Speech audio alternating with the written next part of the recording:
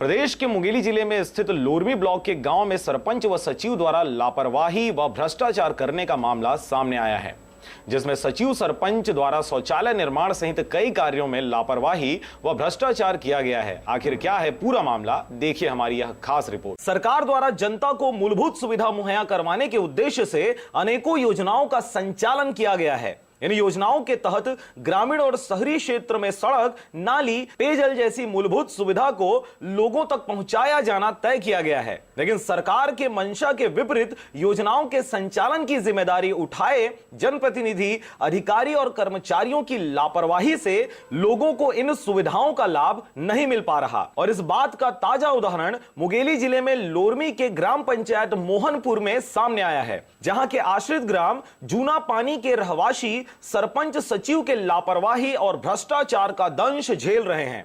हमार सेफ्टिक नहीं बनी हवा, पुराना तीन हवा तीन लपास कर दी, जब हमार डिस्टम नाम आहे ओहुल नहीं बनाए हवा सरपंच सचिव में। ग्रामीणों की माने तो यहां मूलभूत सुविधा जैसे पेयजल व निस्तारी जल की समस्या चरम सीमा पर है।